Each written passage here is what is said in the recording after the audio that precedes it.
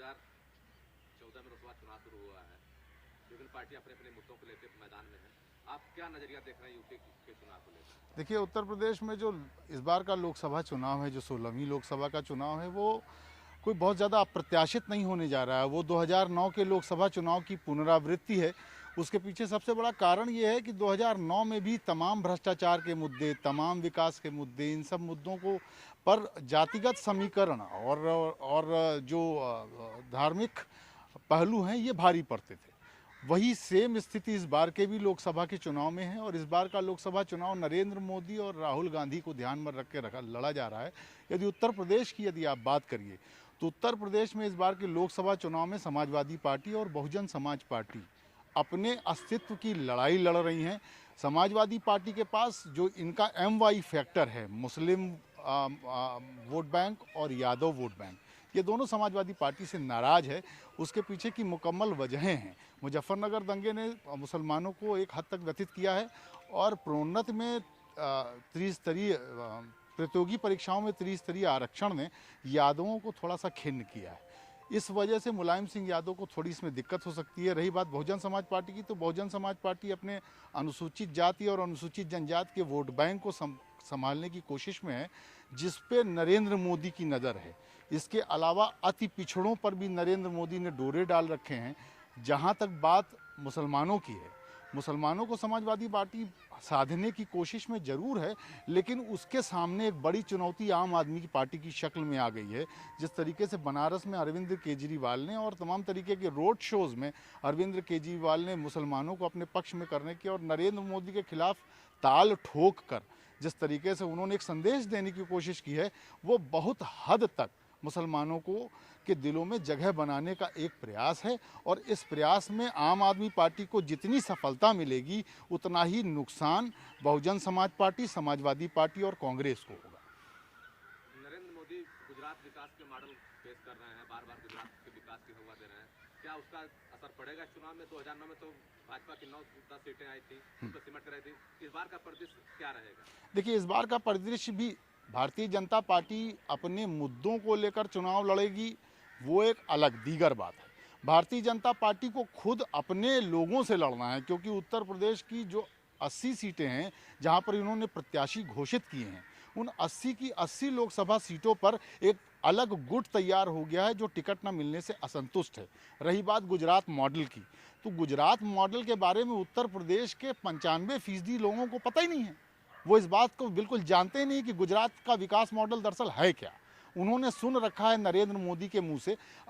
हम उस उत्तर प्रदेश में रह रहे हैं जहां पर 70% लोग अभी इंटरनेट चलाना नहीं जानते, जहां पर 72% लोग गांव में रह रहे हैं।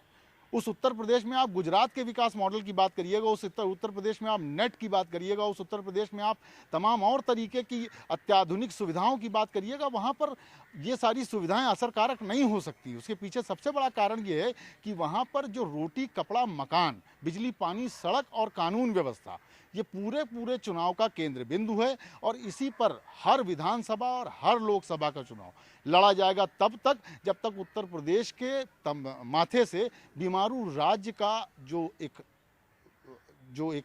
दाग है वो हटेगा नहीं। कांग्रेस पिछले चुनाव में अच्छा प्रदर्शन कर गई थी, समाजवादी पार्टी ने अच्छा प्रदर्शन किया था। समाजवादी पार्टी अपने विकास कार्यों लेकर मैदान में है, कांग्रेस भी अपनी उपलब्धियों को लेकर मैदान में ताल ठोक रही है। तो आपको क्या लगता है कि विकास के मुद्दे पे दोनों दल चुनाव मैदान में बने रहेंगे? देखिए, ऐसा है कि कांग्रेस के पास उपलब्धियां गिनाने के नाम पर अगर आप कहिए कुछ है तो कुछ है वह नहीं। अगर आप UPA 1 और UPA 2 को देख लीजिए तो ये इसमें इतने तरीके के भ्रष्टाचार हो चुके हैं कि उस पर कहीं ये चुनाव लड़ा भी नहीं जा रहा है। विकास के मुद्दे से इस चुनाव का कोई लेना देना नहीं है।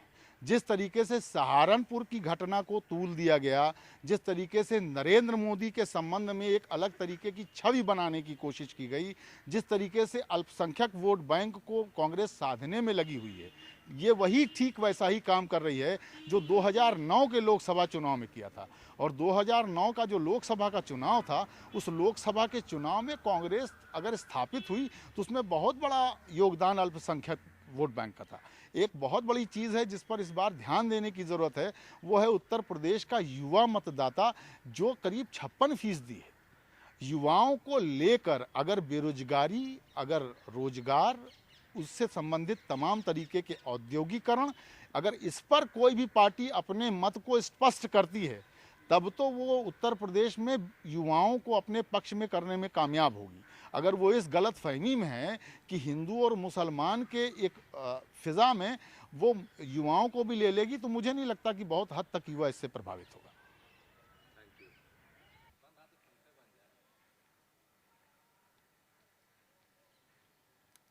उड़ गया, फिर गया ये। हाँ, सुभाष जी से बात करनी पड़ेगी।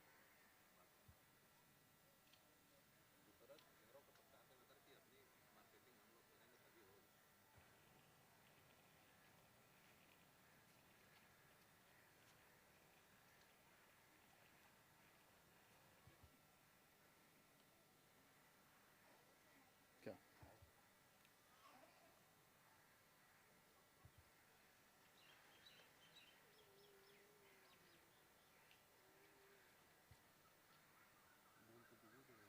हेलो,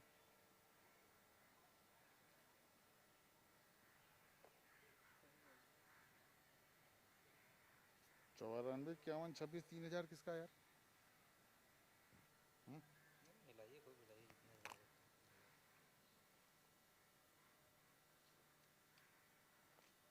कैसे ले लिए थे आंखों झाँकू फ्लेक्सिबल, हमेशा फ्लेक्सिबल फ्रेम लेना चाहिए, मुड़ जाके